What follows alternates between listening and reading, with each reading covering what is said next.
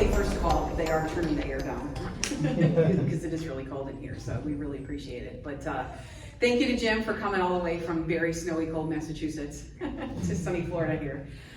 He's got so much information to offer, and he lectures on other things as well as this too, but this is so much great info. Who has heard of Edgar Cayce?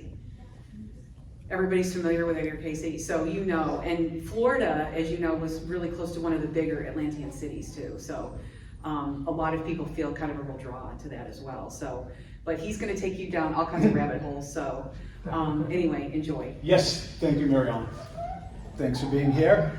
Today I'm going to speak of the Lost Hall records, the nature of the gods that show up all around the world in ancient times, the specific nature of how they are described. I gotta say, I started out as a skeptic, that's cool.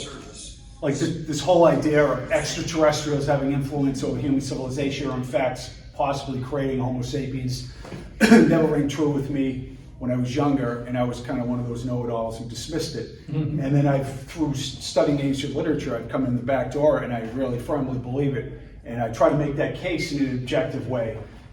So I like to discuss the dynamics because I do a lot of shows and do a lot of conferences and work with a lot of people. And I feel like there's two opposing camps of true believers and pseudo-skeptics. And I feel like you want to meet in the middle. You want to understand the scientific method, but you want to be intuitive. You want to give weight to oral traditions and indigenous wisdom. So I try to balance that and be like the goodwill ambassador from the lunatic fringe when I deal with academics. And I do have a background in economics. I do have an academic background. So I am a stonemason by trade. My brother and I live in Western Massachusetts. You might be able to tell. We grew up in Boston, and here are some of the creations we've made. A day I showed up, my friend took that picture after we built it, which is cool. Oh, wow. So I'm familiar with working with stone, cutting stone, shaping stone. I have engineering expertise, and I will get into some of the megalithic sites around the planet and why I think they are older than purported to be. So my brother and I did several shows for the History Channel, Search for Lost Giants, several episodes or specials about the lost colony of Roanoke. I've been on about 10 other shows, like Megan Fox's show and Josh Gates, and so I've been in the ancient mysteries world for quite a while. And this Linus the cat. It's my life partner right there. Couldn't do without him. So why listen to me? It's a good question. I like to think that I am objective about controversial matters, and hopefully you'll agree that there is a case to be had for a very controversial past on planet Earth. My buddy right here, Dr. Andy White, he's an anthropologist at the University of South Carolina. He had me speak at his forbidden archaeology class for several years. So I work with professional anthropologists and archaeologists, geologists, historians, ones who are open-minded enough to like debate these matters anyways, And I find that there's a lot of academics who are very curious, but it's kind of like a forbidden secret, They're more afraid of ayahuasca than they are Atlantis, So we speak about a lot of things, and I think this is what the nature of reality should be. You should discuss these matters, make your case, listen to, metaphysical and esoteric sources and evaluate them, on their merits, and not just stick to one, side of the story. So not to talk my game up, but this is what Andy said about me. It is my experience that many on the alternative side are so invested in the stories that they are selling, they are unwilling to change their stories as new evidence is produced. Jim Vieira is not one of these people. Him and I land on many different places on a number of subjects, but if you have to find a topic that we cannot discuss, outside of class, he and I spent a lot of time talking about a wide range of subjects connected to the ancient past. Conversations were always easy and almost always entertaining. So I also have spent many weeks and hours with shamans doing ayahuasca and San Pedro ceremonies in the rainforest. I've met with indigenous healers and wisdom keepers all around North and South America. So I've spent a lot of time with indigenous groups and spent time learning their metaphysical belief systems and their thoughts about the past. And they are strangely specific, as you will see.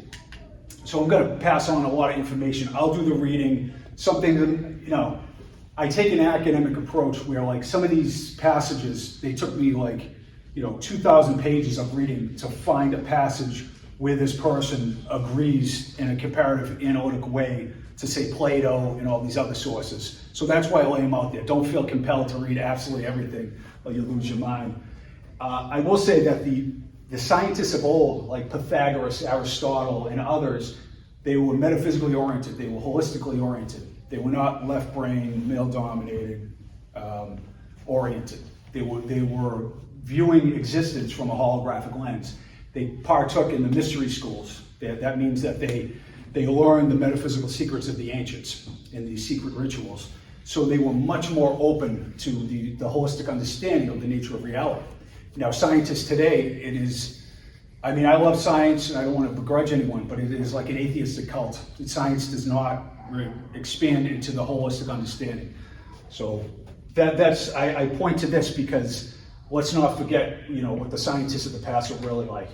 So this is my hypothesis. And I can't say I'm the only one who came up with this. Robert Temple also did, and other researchers, but it's come together through the back door for me. So androgynous, amphibious, extraterrestrial beings created humans, taught the arts of civilization, math, geometry, farming, etc. After a catastrophe, they taught divination, metaphysical mystery teachings, and oversaw temple construction to carry them out. This is the general theme, and all the information that I will show will support this case.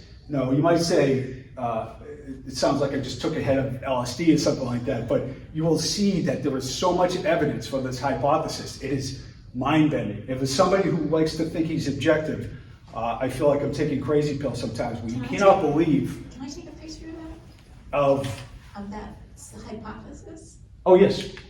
You mean the text? Yeah, may I? Or no? Oh, I'm sorry. May you Take a photo of it. Oh, of course. Take a photo of anything. Yeah, I think this will be filmed too if you want, or I can email you the PowerPoint. So anyways, no other than Carl Sagan said, stories like the Atlantis legend, the amphibious androgynous god who shows up in Sumeria, deserve more critical studies than heretofore performed. And he wrote about that, and we know that Sagan was absolutely brilliant, but he was open to this idea that the mythological sources are telling us that these strange amphibious androgynous gods showed up all around the world, created Homo sapiens, and were teachers of metaphysical thought systems as well. So let that sink in, because I'm going to keep coming back to that. Robert Temple is a professor of history and philosophy. Absolutely brilliant. If you've read any of his books, I'm in awe of this guy. He's a serious academic, but he also wrote about the serious mystery, how the Dogon people of Africa have this tradition that these amphibious hermaphroditic gods showed up. So just to rope him into the story too, because he's utterly brilliant and he's saying the same thing. And I wanted to address the claims of racism, because there are, believe me, there's weird people out there. But one of the pushbacks from the pseudo-skeptics is that these ideas that there were these gods who showed up, or these extraterrestrial beings, that you are taking away the heritage of people in Egypt and Peru and other places. But what I'm saying is the same story holds true in Europe. Like Newgrange was built by the Tuatha De Danann, the magical androgynous gods who showed up. And so you have the same story everywhere. It's not about race or anything like that. All I'm saying is that the founding of Egypt may have been pushed back further. And in Peru, it's the same story. So I want to debunk that, because I'm not like, oriented that way at all. I'm kind of, yes. Is there a name given to this androgynous amphibious group? I'll show you that they are purported to be from the Sirius star system, as Olga Tamelli, the blind elder of the Dogon people, talks about. Sirius B? Yes, that whole story. That's Robert Temple's story. What was B though? What's that? Sirius B? Yes, that's the dwarf star. Yes, exactly. So I want to show you right now some new science that is catching up with this idea of a lost world. So fossilized footprints show that humans made it to North America earlier than previously thought. The old theory was that the Clovis Valley protected migrations from coming into North America around 13,000 BC. But now new evidence shows that there were humans in North America at least 23,000 years ago. So that's really pushing back the dates. And that's what many of us have been saying for years. And it shows you that, there isn't these vast conspiracies, but there are like ego-driven dogmatic paradigms that don't allow people to branch outside. That's kind of, because people like, the lizard people, running the show and they're tracking me with the microchip and all that. And that might even be true, I don't even know. But the point is, you don't want to go to that as a default setting. You want to make your case in a rational way, Because once again, I deal with a lot of professionals and we talk about these things. So here are the footprints. Here is Göbekli Tepe, El Karahan Tepe. This is a 12,000-year-old temple site that was unearthed in Turkey. It's the most massive megalithic site on the planet. And they just found out that there's almost 12 more of these sites. And my buddy Hugh just got back from Karahan Tepe. Graham Hancock just wrote about it, the sister site. We took a bunch of footage as well. And it's utterly amazing, and it's 12,000 years old. So it's just upends, the whole idea that humans grew out of the cave dweller. It's like 6,000 BC or something like that. And one of the arguments against the pyramids being older is that there was nothing contemporaneous with the Sphinx or anything on Earth that would be 12,000 years old. And that was the argument made in the early 90s against Dr. Robert Schoch, who redated the Sphinx. But now we know we have this incredible megalithic site that's absolutely ancient.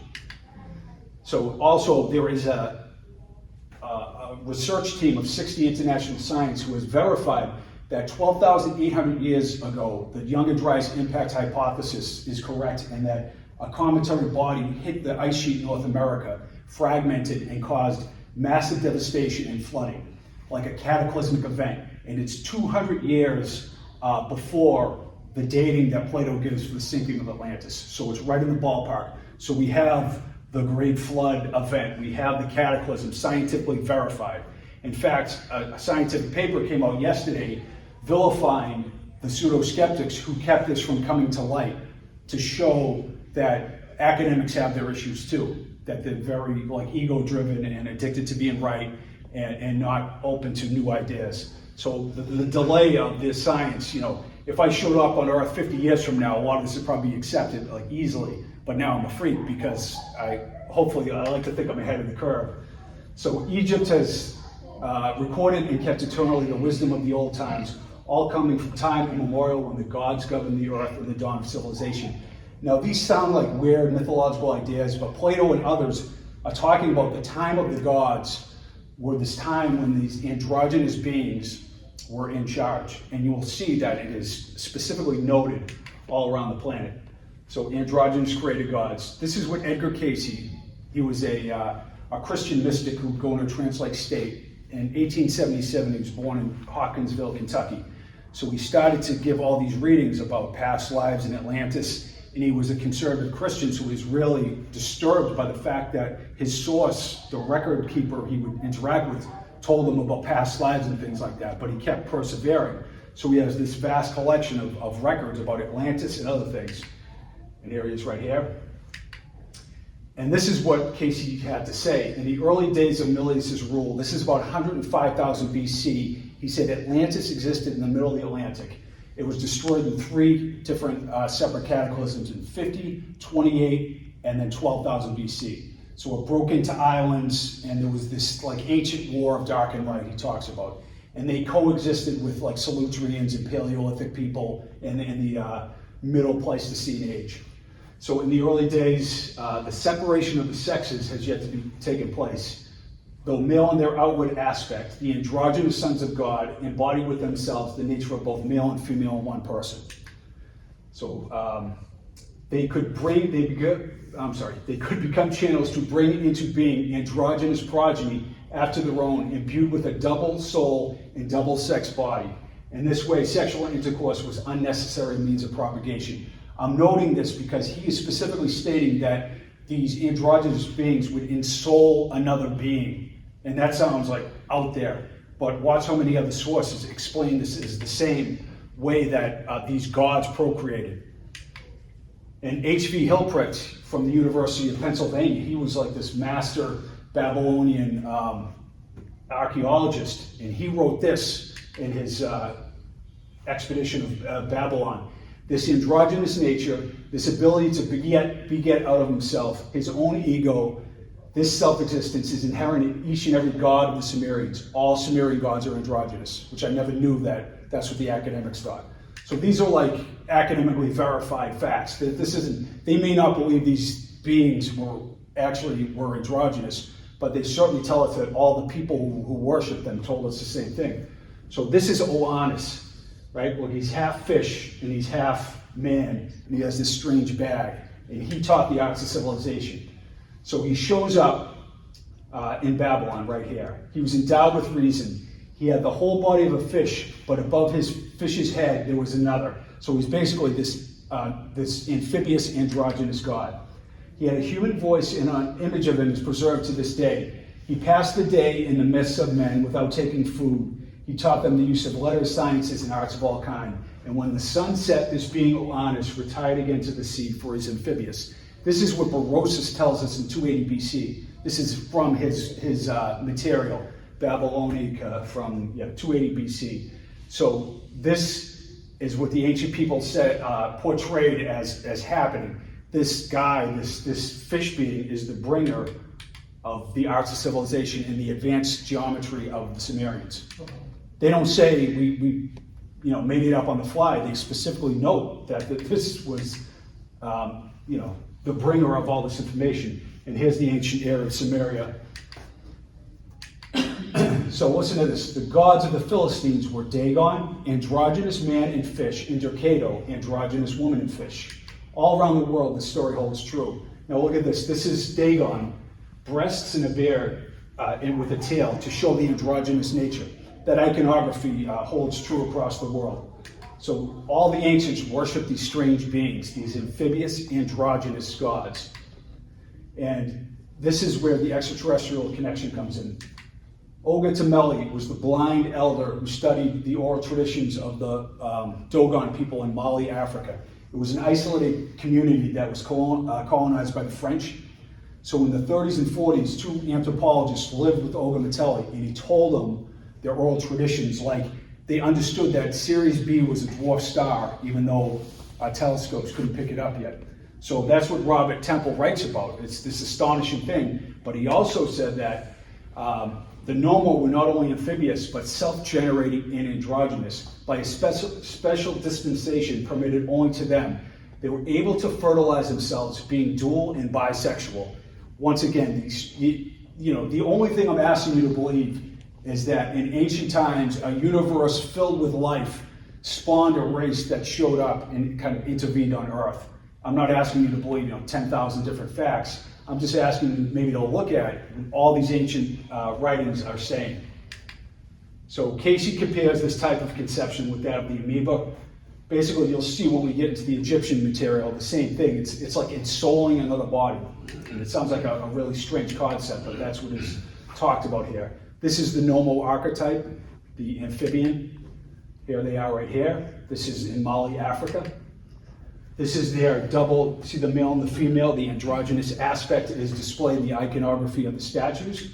And then we go over to China. In Fuxi in Noir, they are brother and sister, husband and wife, androgynous being entwined. This is from a tomb in China. They are known as the creators of Chinese civilization, and we know how sophisticated Chinese civilization is. Once again, in these ancient tombs, this is what you find, these entwined beings. And in China, they still worship this being. They have festivals and remembrances. And this is interesting. The I Ching was given by Fuxi. There was, in fact, a Fuxi sequence in the I Ching. And if you know the I Ching, it's an ancient divination system. So it's basically, I'll describe it here. In the genetic code, established numerous parallels that verify congruency between the two codes. So there's this DNA link as well. What I'm displaying here is that this fish god, if you will, gave this super complex divination system to the people of China. A 5,000-year-old Chinese method for divination aligned perfectly with the DNA code, built upon a computer-like binary sequence, imagine that, Now, I will also show you at one point how the Aymara language that was given by the fish god in Peru, Viracocha, is a bridal language that marries languages together and can be used to translate them too. So it's these wild things that are verified by scientists that are attributed to the amphibious gods. The hexagrams of the I Ching represent the sequence of development of everything that evolves from the void into three-dimensional reality. The I Ching functions much like a computer. It is a binary mathematical program of all events, processes, and developments of nature, as well as a program of the fate of every living thing. If you've ever used the I Ching, it's a metaphysical, holistic, or holographic system that comes into the 3D world, and basically allows you to divine the future and the past, which is a wild concept, but if you understand the nature of time, like Einstein, the quantum physicist, would say it's all happening in one present moment. That's why psychics can be accurate about these things. So here's Olokun in West Africa, amphibious, androgynous, once again, and they still worship him in Nigeria. So all these indigenous peoples are aligned in this belief all around the planet. Mamiwata, Aegir, the Norse god who is amphibious. I know the outward aspect is male, but these beings are all like sexless androgynes. Here's Zercato, Artagardus, notice the fish. Even Triton and Zeus, Plutarch writes about the earliest representations that all these Greek has a pantheon of fish gods as well, amphibious gods that are all androgynous.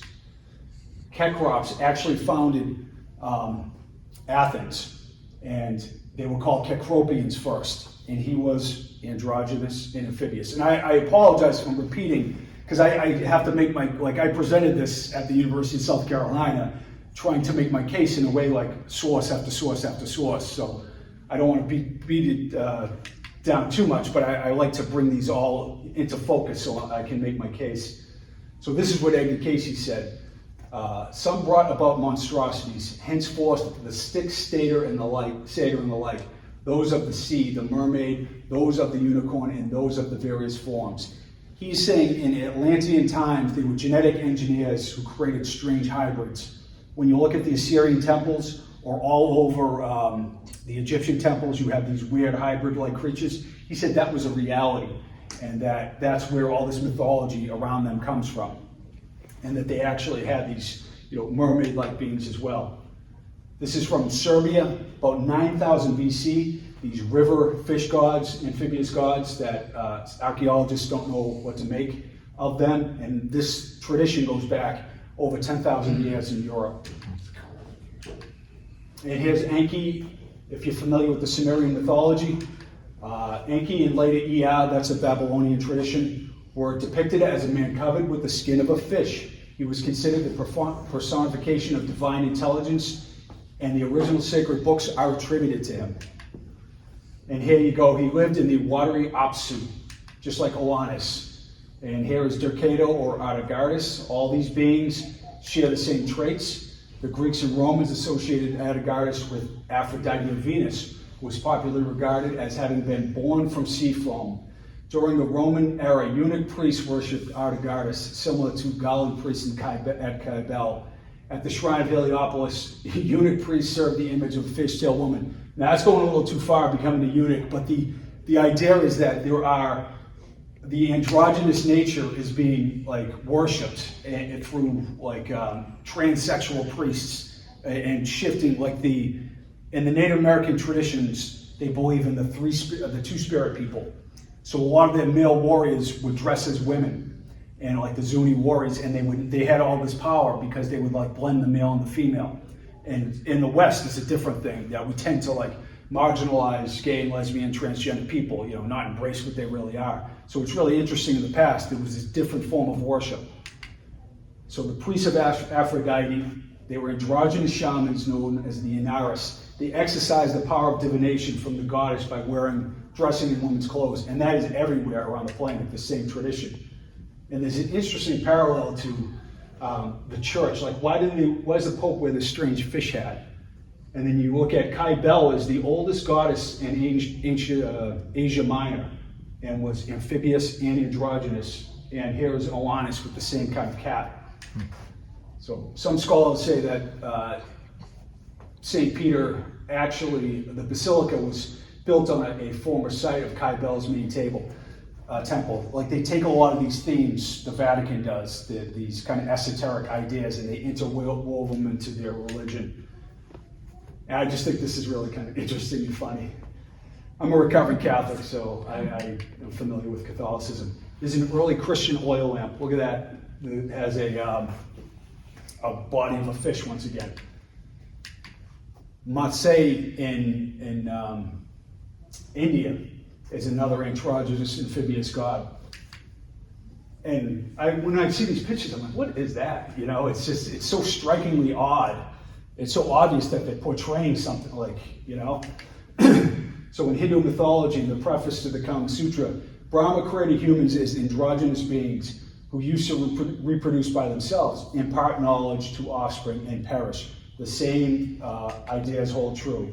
In the Hari Purana, the god Vishnu is shown as having assumed the form of a fish with a human head in order to reclaim the Vedas lost in the deluge.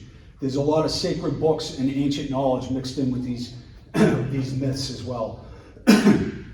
Vishnu remained with them for some time and gave them instruction. As he was half man and half fish, he used to return to the ocean at every sunset and pass the night there. That's exactly what Berosus said about Atlantis. He would teach during the day and then go into the river at night, just like Enki in Samaria. So that's the story I'm telling you, is that, like, we have this same strange and specific story all around the world. These are the gods that brought us the arts of civilization. Here is Vieira over in Peru. Fish scales right here. This is the Bennett Monolith in the Bolivian Museum. So lake worship of Lake Titicaca of the fish goddess Mamacocha, who is the wife and the sister of Vieira. One great stone of bluish green color was shaped like a fish with a human head and placed in a commanding position on the shores of the lake. This is on the Peru-Bolivian border, Lake Titicaca. All around these sites were temple sites around the lake that the Spanish destroyed, but they were chronicled by many of them like this. Like the Inca temples around Titicaca, they were looted, but at Copacabana, which is in Bolivia, a large female idol with a fish's tail. So you have the fish god motif with the husband and wife and brother and sister idea on the other side of the Atlantic. Even the Popol Vuh, the sacred Kichi Maya text, says this: on the fifth day they appeared again, and they were seen in the water by the people. Both had the appearance of fishmen, and they performed many miracles. I mean, I've talked to a lot of professionals about this idea, and I've never found a good argument against this. You know, you can, this idea, like, how do you explain these levels of coincidence? So Zapotec has a god, Nadan, that was the androgynous god of the oceans. The Zapotec is like a middle Mexican civilization from the past. Here is a double male-female androgynous fish god from the Olmec culture. They preceded the Maya, in fact, taught them their calendar system. They were very sophisticated. And this is from Graham Hancock. I had learned of one local tradition. It was very ancient and spoke of the gods of the lake with fish tails called Chuula and Umuntua. And this, and in the fish garb figures, it seemed that there was a curious out-of-place echo of Mesopotamian myths. He's picking up on the fact that we have the same mythology on both sides of the Atlantic. And if you follow Graham Hancock, he's a pretty astute researcher. So he's, who spoke strangely and at length about amphibious beings endowed with reason. And then Quetzalcoatl is carrying the strange bag, remember, that the fish guy from Samaria is carrying on the other side of the Atlantic. And he's also androgynous. And now this is Kukulkan. Some people believe that Viracocha, Kukulkan, and Quetzalcoatl are the same being traveling up and down Mesoamerica. Whether that's true or not, this guy has the bag, the fish scales, and the seven-headed serpent, which is the ancient metaphysical thought system manifested in seven chakras. So very specific, obviously. And this is a Native American myth from Sabine Baring Gould. Once upon a time, in the season of the opening buds, the people of our nation were much terrified at seeing a strange creature, resembling a man riding the waves. They saw that from his breast down, he was actually a fish, or rather two fishes, for each of his legs was a distinct and whole fish. For a great many suns they dared not venture upon the water, but when they grew hungry, they at last put to sea, and following the man-fish who kept them close on the boat, reached the American coast. This is a Native American tradition given to Gould in the 1830s about how this fish being brought them over to Africa and had two tails. And now all over Europe, we have the two-tailed fish in all the cathedrals, all the churches. And isn't it funny that this tradition from the Native Americans was passed on to an ethnographer in the 1830s and all the medieval churches, and they have books and mirrors, and it's always about sacred knowledge and metaphysical understanding with these beings. I knew it. And these are Pueblo people, androgynous fish gods. You see that, this is about 900 AD, this is North Four Corners region. Just more examples. Avatea in the Cook Islands is androgynous and amphibious. In an isolated Pacific island, you have the same stories you have in Samaria and Peru. So there's also this connection between the fish gods and the flood. We have Enki in Samaria. He warns the Sudra, the ruler of Shurupak, about a coming deluge. He has him build an ark, just like Noah.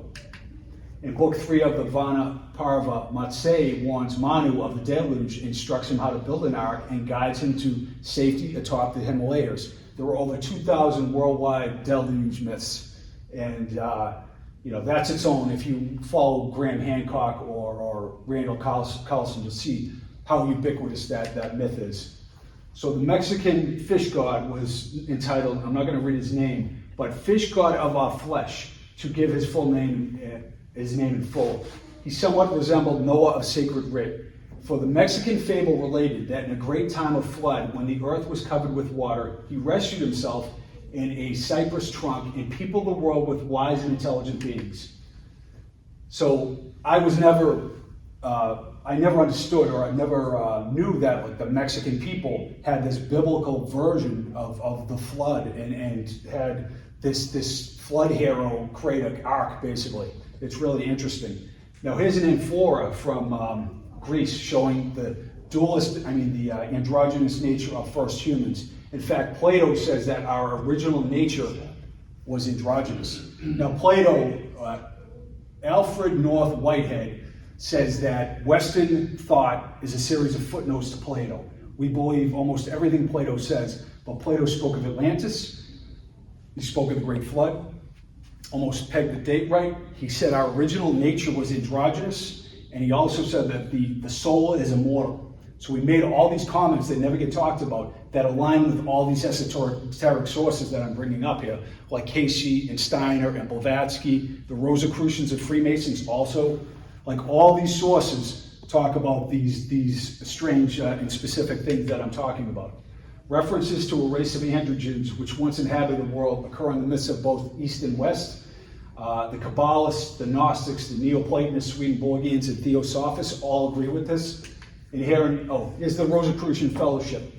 Mankind was male and female before being separated into the distinct sexes. During the period when man was thus constituted, fertilization must have occurred within himself, nor is this any stranger than the way plants are fertilized today. So the Rosicrucians say that, Rudolf Steiner said it. He taught it's this act of self-fertilization. My son put that in. And here are some of the androgynous gods around the world, which are very, very many. Vieira, the Australian Aboriginals have these androgynous gods. Eric Ziffer is an academic from Israel, and he wrote this paper about the first Adam Ayin Ghazal busts. Ayin Ghazal is a settlement, goes back about 8,000 BC in Jordan, and these double-headed busts are androgynous gods that he talks about that were worshipped. And this is what a sober academic has to say about the 10,000-year-old busts of Ayin Ghazal. I would like to suggest that these statues represent mythical ancestors from the dawn of mankind, and that the two-headed busts among them represent the first human being, the androgynous prototype of humanity. So I find that rather interesting. You have Janus in Roman times. Twinness was a symbol of immortality.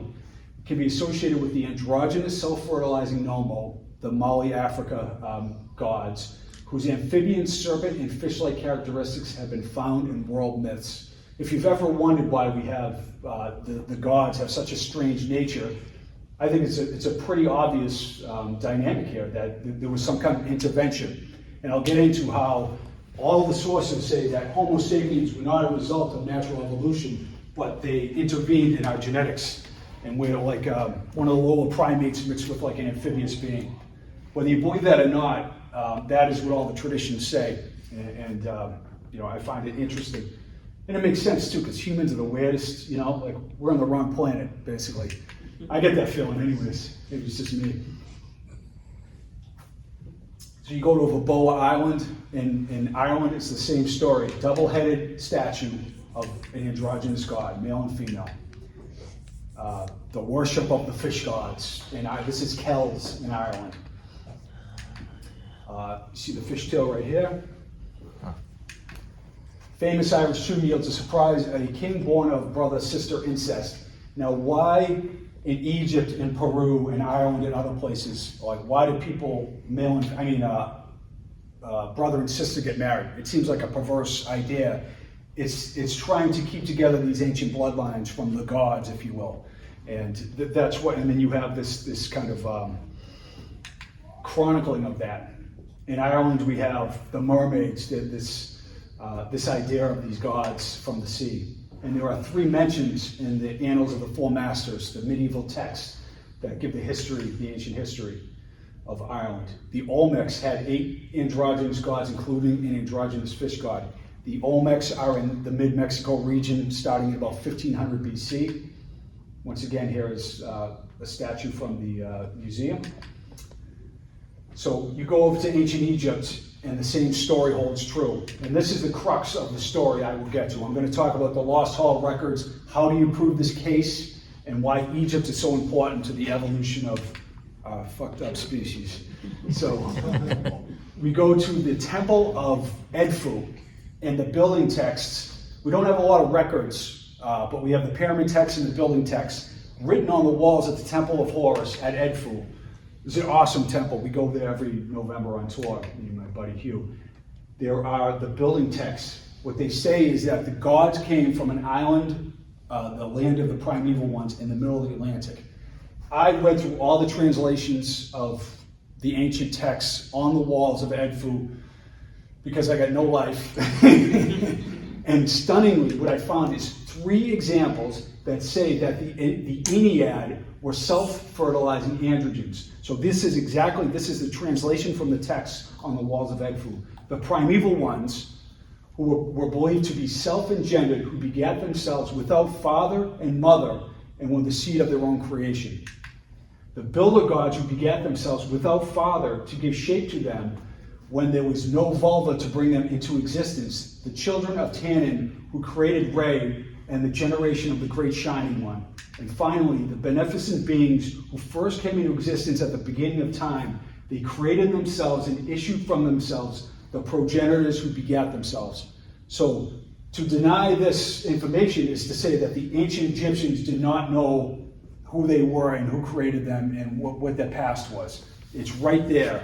And you tie that with all this weird information I'm showing you, and I think it's a pretty compelling case. Oh my, was right. We're thinking.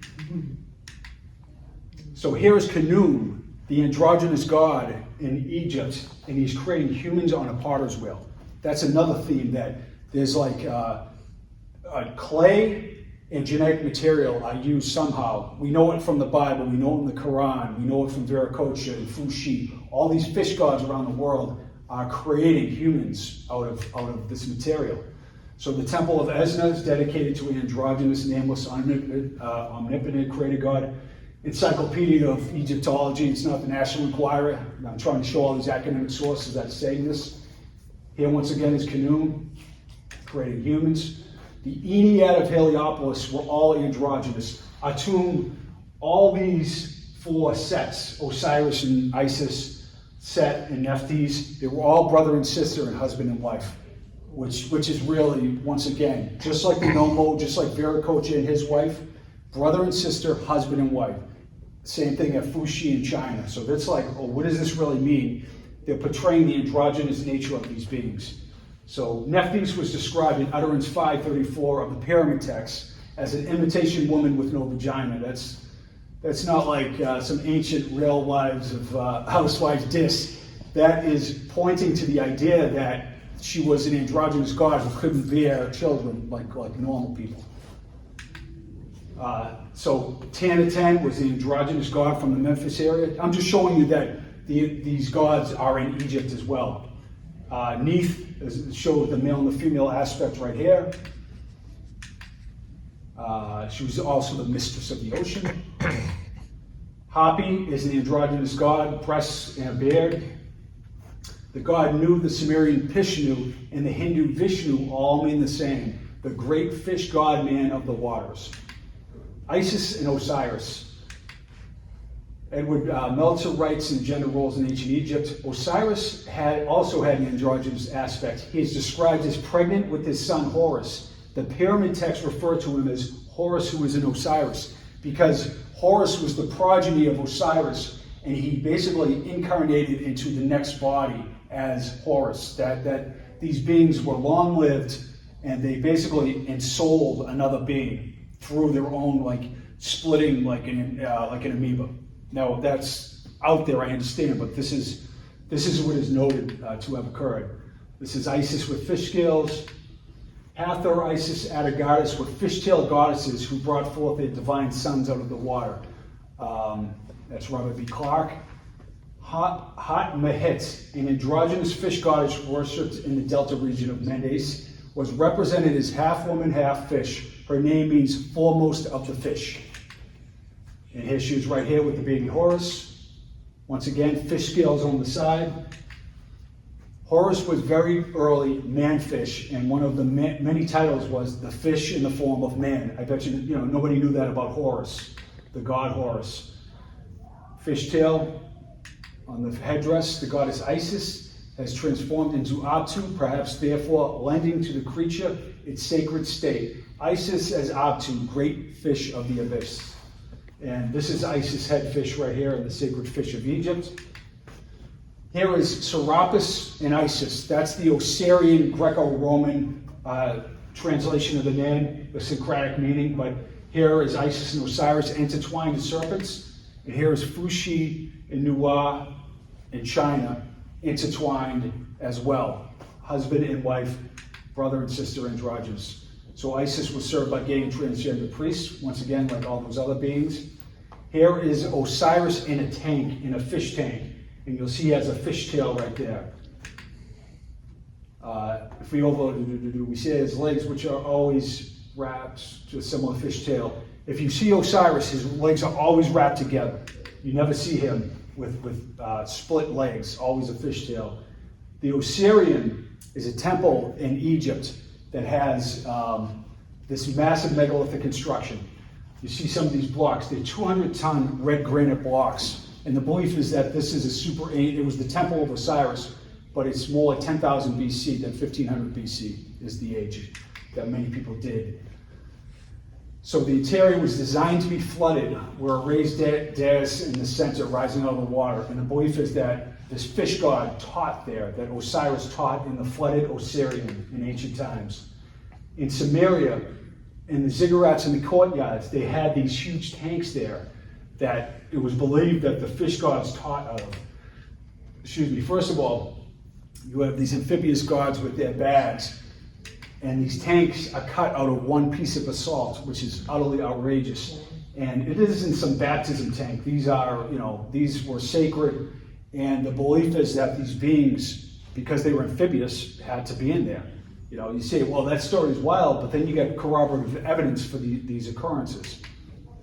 Aristotle's friend Eudoxus visited Egypt and returned claiming the Egyptians had a tradition that Osiris could not walk because his legs had grown together.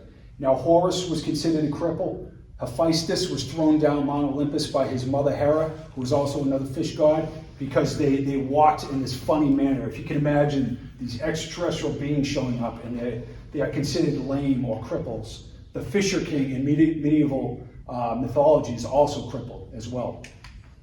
And here is in fish scales Osiris wrapped. Once again, you see the feet are like a fish tail. So the notion that, this is Robert Temple, that Isis and Osiris had fish tails may have been a dark secret in Egypt, only to emerge when the mystery traditions were dispersed after the collapse of Egypt as an independent nation. Plutarch gives a hint in his treatise, Isis and Osiris, that the Egyptians maintained that the elder Horus was born a cripple. This seems like a reference to the fact that he could not walk because he had no proper legs. Just like the Nomo in Africa were considered the same thing. So the androgen appears in the myth of the male-female twins, Isis, Osiris, Fushi, Nua, on and on. And here I am at Dendera, I believe. And see this? That's Hapi, the androgynous god, surrounded by the serpent. And then you go over to Mexico. This is Quetzalcoatl, the androgynous god, surrounded by the serpent. So pretty specific. And then here is Horus, a scarab from Phoenicia with the same iconography. Another androgynous god, very similar. And here is Thoth in Egypt, the androgynous god. And he brought the hieroglyphics, the gods' writing. And you go, I'm going to veer off to some of the stonework there. I'm a stonemason. I've hit all the sites all around the world, all the megalithic sites that are enigmatic. I have engineering experience. I work with people like Christopher Dunn, engineers on tour. And I got to tell you that, it's pretty outrageous what you see in ancient times. In the Saqqara, these 100-ton stones that are beautifully cut, perfectly polished, out of the hardest materials, utterly ridiculous. And the cuts, I don't know, I guess you would have to work, like when I work with granite, we use like diamond saws to cut. I don't try to shape any of this stuff. It's just like shaping glass.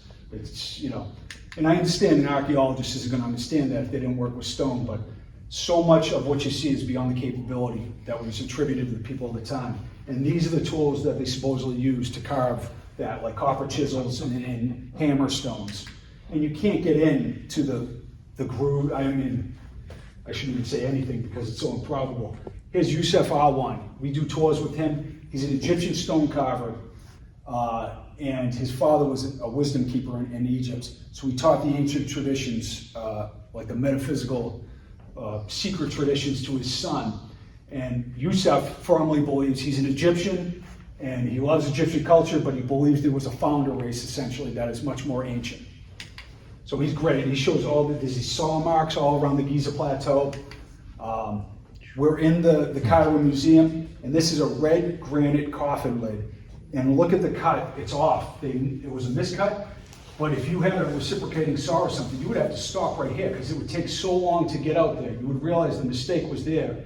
And Yusef points out that it was like cutting through butter. They were using some technology that was beyond our capabilities. And Edgar Cayce said that light and sound and levitation technology is what built the pyramids. And I'll get into his dating. The conventional dating is about 2650 BC, which I disagree with. So Yusef's father also found this. This is the Saqqara schist. First of all, we don't know what it is, the schist disc. It's in the Cairo Museum. But this is stone, and it comes to these blade-like points. So how do you get stone to do that? Which is amazing. And this is diorite. How do you get diorite to fold into these thin blades? It's really another enigma of ancient Egypt. And right here, check this out. See all the casing stones on the second pyramid? They got the knobs on them. They got the tight fit. They're all pillowing. Right? Is that a close-up shot? Actually, it's not. That's in Peru. Right? So this is at Cusco. The same thing as you see in Egypt. A real strong case for this mother culture and this spread technology through the world. So you go over to Peru and Bolivia, all the ancient sites, Ollantaytambo, and there's miles and miles of scenes that that's like a shadow line. You can't even get a micron between these. Forget about a razor blade. The fits are so tight, and they go in the back, and they're all interlocking. So it's not just the face that is fit tight. It's all the way through to the back. And they have these strange knobs.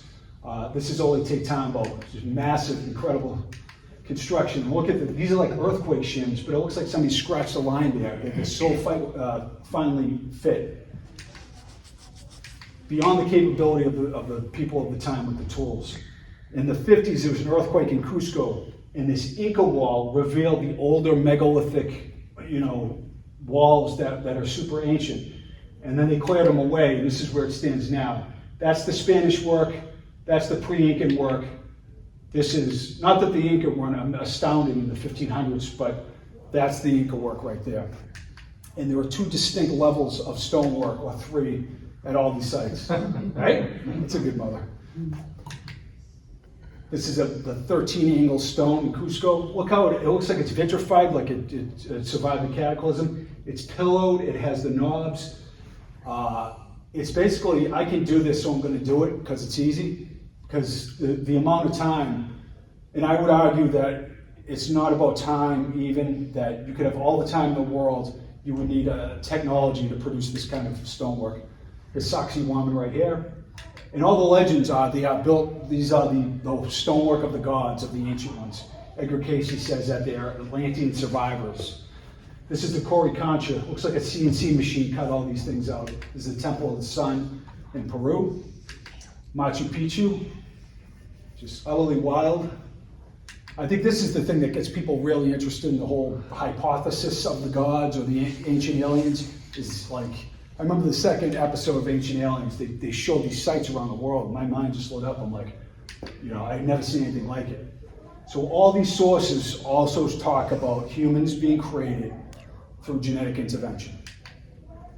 And all the amphibious gods that I've talked about throughout this are attributed with the same creation of humans. Vieira. So this is just to show that the academics understand that Vieira's sexual duality was discussed and understood in ancient times.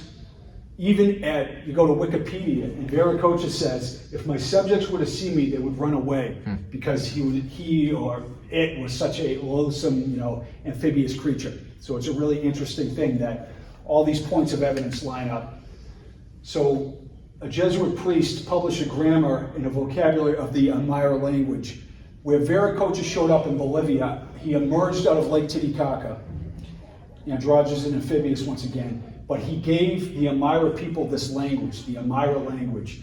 So the vocabulary of the Aymara language in the early 17th century, he concluded that it could not be a natural language, but had been created artificially. It's a bride language that translates other languages. And in 1984, a Bolivian scholar printed an article in the New York Times and wrote a book about it, explaining how Aymara is a syntax language that they use as a bride language. So that's like the I Ching, that's mind-blowing. And they call it the language of Adam. Oh, here we go, right here. It can easily be translated into computer language and is used as a bride language for translations. Was it just coincidence that apparently an artificial language governed by a computer-friendly syntax should be spoken in the environs of Tiwanaku? That's Graham Hancock. So where the god Vieira, who's amphibious and androgynous, bestows the language on these people, he's basically giving them this computer syntax bride language, which is stunning, verified by academics. This isn't like, me with the tinfoil hat in my mother's basement. This is like a team of academics acknowledge this. And it's a 3-value, it has maybe in it as well. So it's a more metaphysically oriented, holistic language as opposed to our kind of black and white language. So it was basically a high-minded language that was bestowed upon them. So here I am with my awesome cat shirt. It's Puma Punku. Look at this is where the language emerged. This is where the elongated skulls were found. And this is where the outrageous stonework is also located, right there. With equidistant drill holes, andesite blocks that are shaped. It looks like a cataclysm threw a bunch of styrofoam blocks everywhere. It's just amazing. And my buddy Brian Forrest, if you've ever seen Ancient Aliens, he talks about these elongated skulls again. This is another thing that who were these ancient people emulating? Like, what a bizarre thing to do to your child. Oh, you look really good to me, you know, you get an elongated skull. It's just so like outrageous. But it's around the world, the same thing. Native American tribes had the Choctaw, all around Europe. That's from France. That's from Crimea. Sonora, Mexico. They call that the alien skulls. They were so elongated. So the world is littered with indigenous people who actively elongated the skulls of the children. And you wonder why. And the belief is they were emulating some form of God, if you will. Akhenaten even was considered, like, he had the androgynous characteristics. It's hypothesized that he was the last of the androgynous gods.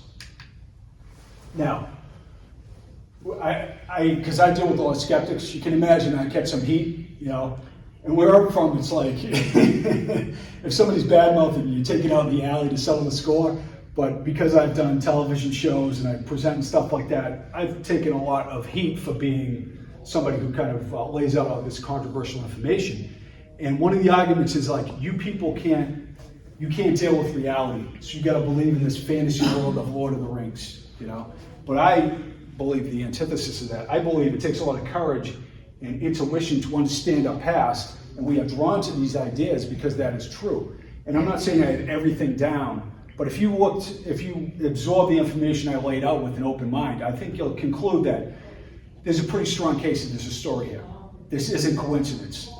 Just because it doesn't get looked at through academic eyes too much, doesn't mean, you know, like I said, if the general population were to be duct taped to a chair and forced to listen to me for 3 hours, I think most people will conclude that's worth further investigation. So I don't buy this act that like, oh, you guys just can't deal with reality or something like that. That's bullshit. So this is the last segment. Thank you for enduring me. I don't want to overwhelm you. How do you prove this case? There's science that is proving that there's been cataclysms. That, in fact, they just found, you know, I'm the giant guy, did a show about giants. They found that the Dragon Man was just found in 2018 in China. It's a human cousin that mated with humans and Neanderthals. Is at least 146,000 years old. The teeth are so large, they found in the Siberian cave. They thought they were cave bear teeth. They sequenced them at Max Planck Institute and found out that they mated with humans and they are a new human species. And those Denisovans, a skull was just found, and it's like the most massive Homo skull ever found, right? So it adds to this narrative that our ancestors weren't all small hobbit-like creatures, that there were, you know, potentially giants as well in the past. So you have a lot of science that is catching up with these ideas of cataclysm, the ideas of advanced civilizations. We now like Göbekli Tepe. So all this is slowly and, you know, grudgingly being adopted by academics.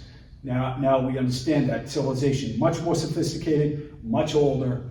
And if you were dropped on this planet today and you saw the most outrageous stonework everywhere, the oldest is the largest and the most sophisticated. The fact that the iconography of the gods is eerily similar and strange, you would conclude that there's quite a divergent story of our origins that's going on. Where do we get to the point where we ignore the oral traditions of the indigenous people who lived through their history? It's because the Dark Ages took over, and the church and the ignorance that overtook humanity really set us back. The burning of the Library of Alexandria and the destruction of the Maya codices as well. If we had those around, we wouldn't be having this discussion. We would understand our past much better. So I'm a person who likes to understand, you know, what do we need scientifically to prove this case? So Edgar Cayce said, well, first of all, there's a bunch of legends that there's a cache of records under the Sphinx or in the Great Pyramid. So there's some music that's going to go on here. Mary Ellen said. So the legends dating from the Middle Ages, they linked the pyramids to King Sorin, who had a dream that the earth would turn upside down and the stars would fall to the ground. He took his dream as a prophecy that the end of the world was near, and pyramid was built to house all of civilization's knowledge. All the ancient traditions are that before the flood, the pyramid was built not only as a tool of enlightenment, as a metaphysical place to raise your consciousness, but also to store records of humanity's past. And Edgar Cayce also talks about that too. I'll get into that. Zawi Hawass, if you know Egyptology at all, he's kind of a rough and ready, pain in the ass, you know. I spoke with him at the Cayce conference, as a matter of fact. And I'll just tell you, you talk about like karmic connections. Mark Lerner he's one of the most renowned Egyptologists in the world. He wrote a pro-Edgar Cayce book in the 70s where he studied the Cayce material and believed the mystical side of it. Then he flipped into a mainstream academic. And Zawi Hawass also was, his education was paid for by the Cayce Foundation at the University of Pennsylvania. And then he went on, he's a mainstream guy, but there's all these karmic entanglements that are going on with the Hall of Records and with these mainstream archaeologists and anthropologists and Egyptologists that have a connection to the Cayce material. So in 1980, accommodated by the ARE, that's the Association for Research and Enlightenment, the Cayce Foundation out of Virginia Beach, they were conducting an excavation in front of the Sphinx Temple. That's that temple I showed you right near the Sphinx. Core drilling through 50 feet of debris struck red granite instead of natural limestone bedrock for which the Sphinx had been carved. So right in front of the Sphinx Temple, they went down 50 feet and they struck red granite. And what's that mean? The only place in Egypt that red granite exists is 500 miles to the south at Aswan Quarry. So that means there is a chamber right under the Sphinx, and this was never followed up on, and I don't know why. There's a lot of like challenges in dealing with the Egyptian authorities. There's a lot of bakshish that, like when Nasser kicked everybody out of Egypt, which I understood, a lot of corruption set in, so you gotta like grease palms at every turn. And Youssef is good like that. He knows everybody in Egypt. But you know, for me, I would like to do a show where you get a team of archaeologists and you search for the lost hall records. You know, I think people would dig that. So there's a case to be made, and I'll try to make it. And here is the Sphinx Temple right here. Look at this. These stones go, it's just red granite. They go around the corner. They're not like split down the middle. Oh, wow. Right? So this is shaping red granite. Once again, it's like, you know, shaping iron or glass or something like that. And you get these 200-ton stones. And the thing is, the oldest temples in Egypt have no decoration on them. Like even the Great Pyramid itself, the only marks that were ever found was by Colonel Howard Weiss in 1838. He forged some shitty hieroglyphs that were like upside down or something like that. And that is what is taken as evidence that it's super ancient. Whereas every other tomb is littered with hieroglyphs. It's absolutely empty. It's an ancient metaphysical machine is what it is. A tool of enlightenment. The sarcophagus is empty because there wasn't a body there, because you sat in it in initiation to overcome death. That's what Edgar Cayce said. It's the victory over death, the immortality of the soul. That's the metaphysical version of it. So, just showing you some of the temple pyramid, the Sphinx Temple, I'm sorry, that I was just talking about. And of course, there was a cat there that I had to take a picture of. There's a lot of really cool animals around Egypt. So this is Robert Bauval, who isn't really into the Cayce stuff, or he doesn't want to admit he is. He's got an academic, astronomical mind. I confess too that I've been intrigued by the strange fluke that my scientific astronomical analysis of the Giza monuments produced a date of 10,500 BC, which coincides with the readings of Cayce that state that in 10,500 BC, the records were hidden at Giza. So this is an astronomical verification of the date. Now, the conventional dating of the Great Pyramid is about 2650 BC. The earliest, the pre-dynastic age is in the 3000 BCs, but the start of pyramid construction is around 2600 BC. That is believed by mainstream archaeologists. So it's furthermore links that the date to a possible chamber under the Sphinx. Cayce said that under the left part of the Sphinx is where the Hall of Records is. So the Great Pyramid of Giza is, without a doubt, this is Bauval, the most powerful of such hermetic devices. The world, I believe, is headed for a radical reformation or paradigm shift, and the Great Pyramid is somehow an instrument, perhaps the instrument to bring this about. The excessive, almost abusive rationalistic thinking of the last few centuries is about to give way to a new and much needed spiritual, intuitive thinking that best befits our human condition. which I of course agree with that. And this is a reading straight from Cayce. The entity's tomb then was part of the Hall of Records, which has not been uncovered. It lies between or along the entrance from the Sphinx to the temple. For remember, there are 32 of these plates. He's saying there are 32 plates with information about human history. So if we uncover that, we will find contemporaneous artifacts that are dated to 10,000 BC. We will get carbon dates. We will get records. That's why I believe it's a wise idea to try to prove this case via finding this Hall of Records. What is the significance of the character of the Sphinx? Oh no, I'm sorry. I didn't mean to leave that in. What is the date of the actual beginning and ending of the construction? This is what Cayce says. It was 100 years in the making, begun and completed in the period of Ararat's time with Hermes and Ra. He talks about incarnating beings who keep coming back and orbiting. He says that Hermes was the incarnation of Christ, and that Cayce was actually Ra-Ta, the engineer of the pyramid. And they together constructed and engineered the Great Pyramid from a date between 10,490 and 10,390 BC, before the Prince of Peace entered Egypt. That's Jesus. How was this particular pyramid built?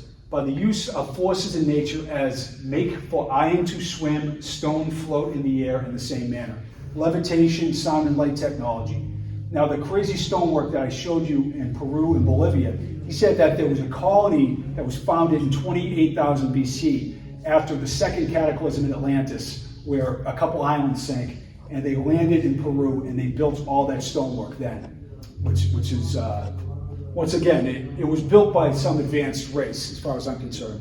We don't have a time machine, but it's an interesting hypothesis. So Robert Schoch is well known for redating the Sphinx with John Anthony West. He's a BU geologist. He saw the weathering pattern on the Sphinx, and he concluded it could only be water weathering. So thus, the date of the Sphinx has to be 8 or 10 or 12,000 years old. And of course, he caught a ton of heat for it. But he is a sober academic. I've met him a bunch of times. He's a really cool guy. He and a colleague are trying to get permits to get into this chamber that they found on the part of the Sphinx by, LIDAR? No, not LIDAR. Ground penetrating radar, right? Yeah. So years ago, they found this chamber, and they're going through the permitting process. I haven't checked in, but there were a lot of investigations that are occurring. Like, they found a Great Pyramid void. Here's the Great Pyramid. In the far right, they found like a 30-meter cavern that's been verified. They haven't got in there yet, maybe some fiber optics or whatever. But it's not like a wishy-washy reading. It's like Japanese scientists have confirmed there's a huge void there. Now that would mean that if there are any kinds of artifacts in there, they're going to give us an accurate date. Now, if it's 2600 BC, I'll eat my crow. I'll be shocked, but that's how science works. I tend to think it's vastly older, but that's the way you're going to do it. You're going to find sealed records that are contemporaneous with the building of the structure. So Temple, Robert Temple, once again, wrote Egyptian Dawn, and he wrote in his book, that's amazing, there's like 7 sites that have been ignored for Old Kingdom tombs, which will have records as well. Just places like this where they put the sarcophagus down and the records down, and it's a really frustrating endeavor taking on this challenge, you can imagine, because the Egyptian authorities are reluctant, because by saying that Egyptian civilization is older or different, the nationalist orientation of the Egyptian people, deservedly so, they're pissed because they don't want to hear that. But at the same time, they're justified because their culture's been looted by the West as well. So there's this kind of tricky, it should be the pursuit of truth and scientific validity, not nationalism, So it's a slippery slope, but, I spent a lot of time in Egypt, and hopefully, I think it'll be great for tourism, and I'd love, once again, to do a show about this search. I think people would really dig it, and you get to tell these broader stories of the gods and everything like that. So Temple, who I'm going to interview next month for a documentary, has this fascinating information about where he firmly believes there are old kingdom tombs on the Giza plateau as well. So there was a lot of potential to find corroborative information. So the question is, what is in the Hall of Records? It's a, you know, in an archaeological sense, it'd be great, because I believe if people realize that civilization is much older and these other things, they'll open up to maybe more metaphysical concepts, you know what I mean? Like ideas that were taught by the metaphysical masters. You know, you don't insult somebody else because it's the one you are insulting, if you will. So you got cast away judgment. You treat others with kindness because it's a feedback loop, because there's one mind in reality. Things like that. These concepts will be digested better, I think, through archaeological discovery, because we got a left-brained orientation in the West. So what is in there is the records of human history and the metaphysical teachings of the ancients, which is the immortality of the soul. Like, we're all in these stupid movie characters, and then next time around we incarnate into a new one until we break the cycle of reincarnation. So our real state is a field of, you would call, bliss. That's what all the masters talk about. And the fact that I'm Mr. Comparative Analysis. I study Ramana Maharshi. I've studied the Course in Miracles. I've studied all the mystics. I don't want to talk my game up, but my brother and I studied with an enlightened spiritual teacher, one of the greatest minds on the planet, and we've transcribed the sessions over the last 25 years. And he gives insight into the nature of reality. He's fully enlightened in his blissful state, no fear, he doesn't dream, all these weird characteristics. And all the masters in human history, like Ramana Maharshi, Jesus, Buddha, Lao Tzu, they're all saying the same thing about the nature of reality, that don't over-identify with your movie character, because then you're screwed. Like, you are the larger. Doesn't mean you don't enjoy yourself, you're not kind, you don't have a good time, but the misery and the pain comes from the hanging on to the place, because you firmly believe that this is all I am.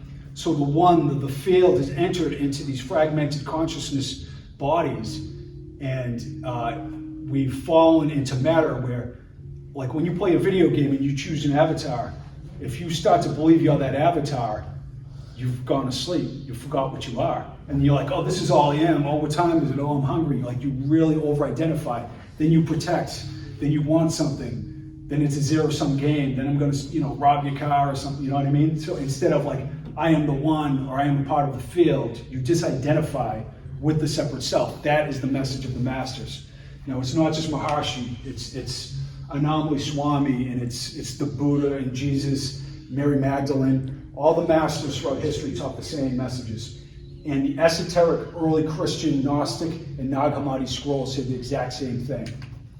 Now, I know a lot of you are people who want a better world and people who are kind-hearted, but don't take the fixing of the world on, in a literal sense, out on the movie screen of the world. It is done on the level of the mind, and that liberates you from all the angst.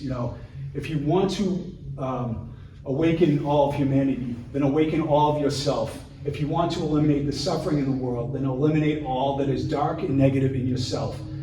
Truly, the greatest gift that you have to give the world is your own self-transformation. So basically, when you judge another, it's not about being a fake good person, like, oh, I'm gonna be phony kind guy, open the door. It's about seeing things for what they are.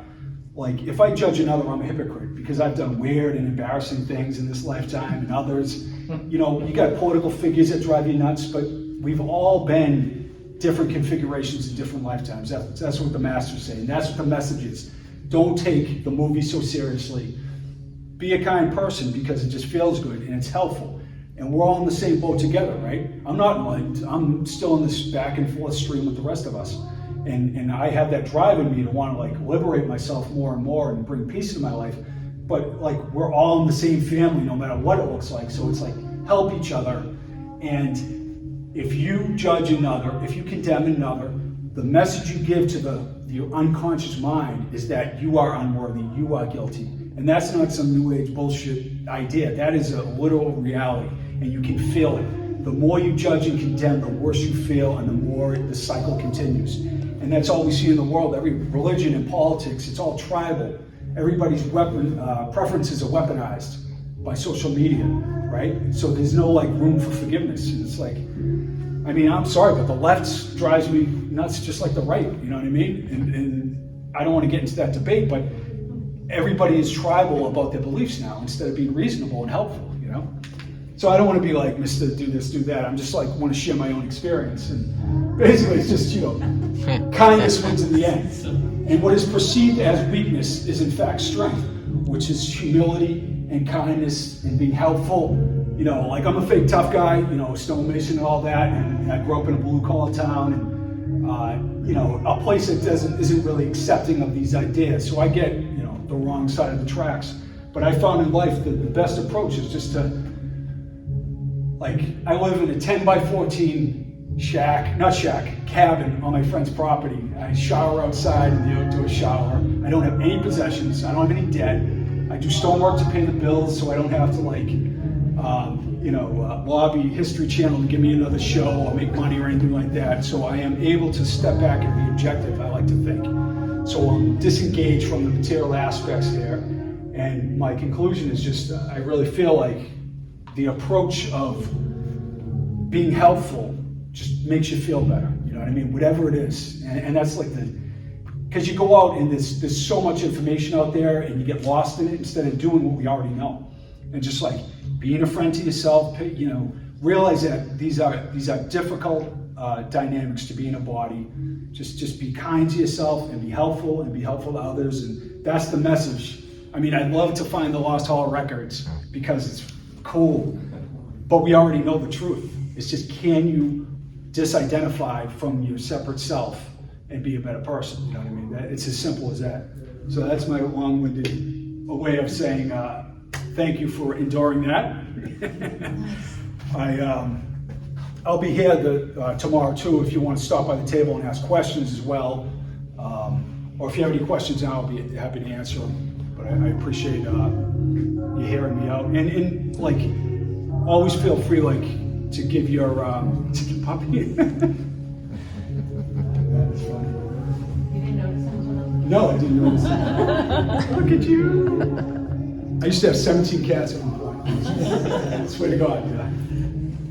Yes, sir. Have you ever seen the pictures of the really large crystal bowls? And this is in Egypt, but I don't know how close it was to the pyramids, but really large crystal bowls. And there's also a like crystal table, but it was laser cut. Are those pieces, are they still laying around? I think that's on Elephant Island, yeah. Brian Forrester on Facebook. I'm not on Facebook, I'm like in the witness protection program. But Brian is great, he's a good guy, and he has pictures of that, like go to his Egypt tour, it might be Elephant Island. But I agree, it's a wonderland of outrageous. I didn't show you like Baalbek, Lebanon with 2 million pound stone monoliths and stuff like that, you know, hoisted 40 feet in the air. And the legends are, you know, built by a race of giants after the flood, and built by the gods, and all the stonework, like Vieira created a race of giants. I do a giant because I'm a giant guy, but Vieira creates a race of giants in Peru. The Spanish show up at Sacsayhuaman and Pumapunku and all those sites, and they're specifically told by different groups of indigenous people that the gods, the Vieira, the giants, built these walls. And they are chronicled by their observant aides, and they're all in the historical record in the Spanish archives. So I have all those quotes in my talk when I talk about giants. It's like, that's what they said. They didn't say, our ancestors did this, they said these otherworldly beings. And when you look at the stonework, like at Sacsayhuaman and other places, any logical person who knows anything about masonry or engineering can only conclude that, you know, there's some weird aspect at work. Well, you know, what Ed Leescalen did just here in Florida. And Coral Castle, that's another one too, yeah. He's done a lot of very interesting things with the local planets and then his construction. And that dude was a bone rack. He was like 120 pounds, you know? He was like 5'2" or something like that. And I know, believe me, I herniated my back picking up the end of a 1,500 pound stone. So I know what heavy is all about. And I know what it takes to shape certain types of stone and different hardnesses. And my buddy Youssef in Egypt as well. You know, he shows that you get a microscope on some of these formed stones and they did not break the surface, right? So it's not a pounding and a smoothing, it's something else at work. And boy, you know, a show idea I always have is to get the most crafted master masons on the planet, give them a block of andesite or granite, and have them emulate you get 6 months or a year, take all the time you want. Can you emulate this block from Pumapunku or the Great Pyramid, something like that? Like the King's Chamber. Inside the King's Chamber, if you've ever been, it's like you can be, the lines are almost imperceptible. It's 170 feet up, and the King's Chamber is all red granite, and the rest of the pyramid is all limestone, which is easy to carve. So I don't know, there's questions like that. I'm not claiming to have all the answers, but I think there are ways to test these hypotheses. Yeah, 2 questions. Sure. Any thoughts or possibilities that this Hall of Records could be just like an energy center? That, that you would just, if you were inside of it, then all the knowledge of the universe could come to you, kind of thing? Well, when Cayce went to a trance-like state, he would go to this Akashic record, if you will, and there was this etheric, bearded bookkeeper in this etheric library, which is really interesting, and he would show him what he wanted to see. Here are the records of this person's lifetime. Here they were in Egypt. But Cayce specifically states that there are 32 stone plates with the information on it. It might have a multi-use function, it might be, I believe that the ancient structures are tools of enlightenment. I've been to the Hitchin Post, the Sun, and Machu Picchu, Glastonbury Tour, Stonehenge, the Great Pyramid. I feel like when you are in those sites, they are configured with the understanding of earth energy and metaphysics to lift the consciousness of the initiate up. So I remember all my other lifetimes being in the same place. I basically, my consciousness slowly awakens when I'm in those areas. And that's what I believe. But to your question, Cayce anyway says that the specific records and the Arab legends say the same thing. So there might be something tangible to see. That's definitely the belief that there is something tangible. And my second question is, so what do you think's going on Oak Island? I am a fan of that show. I'll quickly say, our show ran after theirs, and we dealt with the networks a lot, and we did our Roanoke specials too, and we moved more and more towards just the non-bullshit version of telling the story, because they don't want conclusions, because it's a cash cow. Oak Island's 8 episodes, or I'm sorry, 8 years now, right? So they don't want to find anything, essentially. That doesn't mean they're going to hide evidence, but they string it out. That would be a great show for 1 season or 4 episodes, but 8 seasons, it's way too much and it's drawn out. I believe there's a mystery there, but I can't claim to know what it is. I really do think there is a mystery, however. I'll just say that working with producers and networks, they're into just dry humps of bullshit, pardon my language, you know what I mean? They want to play the audience and string them along, which isn't cool, that's not my thing. I don't mind creating an entertaining show and you get to burn calories and do things like that engage the audience, but and also people get addicted to being on shows, so they lower the standards more and more, you'll do a show and then you're the big hero and you're on a bus in New York City and all that, and then you concoct something you don't even really want to investigate, or they'll offer you, so there's a lot of these weird dynamics. I'll also say, in the ancient mysteries world, there's a lot of bullshit artists too. And I know a bunch of them, and I don't want to name any by names, it's not fair, but I know some hardcore, full of shit, zero fact people who are on tour all the time, who have been on shows, who've been on Ancient Aliens, who write books, and I just know the whole background, and you gotta take, there's an over-willingness to believe sometimes, because you intuitively know there's a different story, but there is buyer beware in the ancient mysteries world.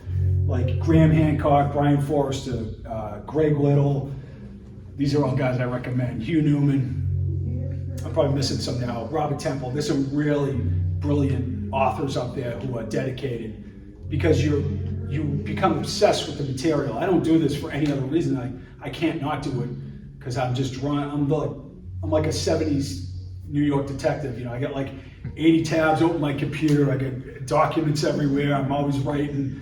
I got no social life, and this is what I have been tasked to do. I'm like this weird librarian or something, and so I just follow through with that. And I feel like there's a lot of really Graham Hancock, highly intelligent, intuitive people who are on the same path. and we're all piecing together this version of history. And if you take the cream of the crop of the ancient mysteries world, you have some really impressive figures who use impressive science and understand the scientific method to tell a mythological tale. But there are so many bullshit artists out there that the pseudo-skeptics point to them and denigrate the whole field as like racist or pseudo-scientific or whatever. So that's the dynamic at play. So you have the atheistic cult of the pseudo-skeptics who don't make enough dopamine, so they try to denigrate people and give themselves a hit. And then you have the true believers who believe in things that have no basis in reality, immune to logic and reason. And even though I meet in the middle, I believe what most people would consider the most bizarre things about the past. But I try to make a case that most people could digest and say, I believe there's a story there, you know? So that being said, that, you know, be open to, you know, con artists in the alternative world, because there's a lot out there, definitely.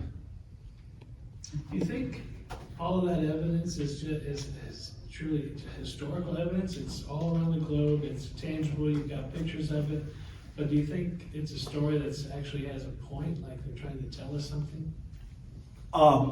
Like it's all the same facts. Like the nature of the gods, you mean? It's all, you've got this androgynous, amphibious, twin tail, right, coming from the sea. It's the same story, but don't we tell stories of one another as a people to teach us something? What's it teaching us? I will say that all those gods are the ones who set up the mystery schools in Egypt, in Greece, and other places. It wasn't Socrates. It was like these weird androgynous beings set up the mystery schools to, you know, bring enlightenment to people. And a lot of psychedelic substances we use, like kykeon and psilocybin, and that's another talk I do. You know, like I said, I've done lots of ayahuasca ceremonies.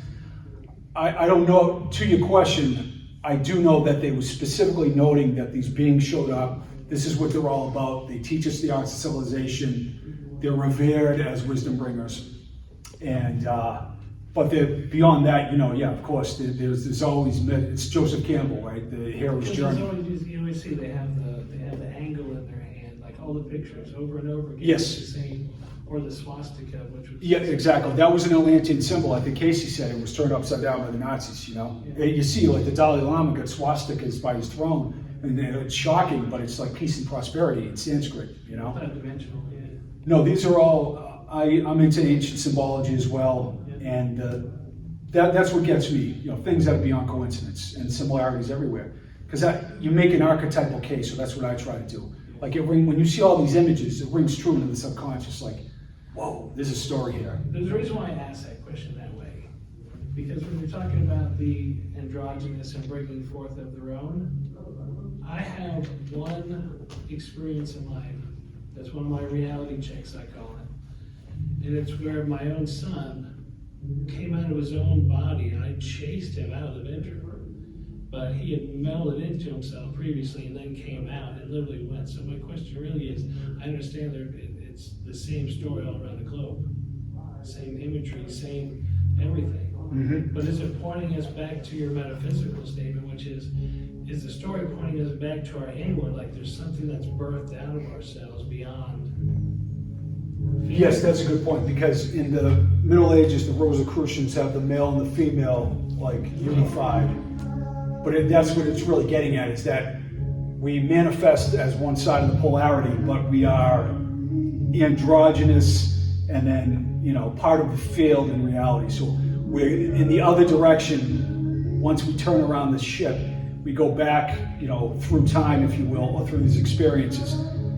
I mean, that's like Ramana Maharshi, I don't know if the last slide. These beings, when you meet them and you spend time with enlightened beings, they're completely absorbed in this blissful state that's unchangeable. They are unaffected by the movie of the world, you know. So, and they say, turn within to find that state. It's not go out there. It's not look for a hit. It's not look for validation or a special relationship like, oh, I love you so much, you know, and I can't stand the guy down the street, you know what I mean? That weird specialness, that's what causes, that's the Course in Miracles. They talk about special relationships, like, I like you and not as much, that kind of weird dynamic.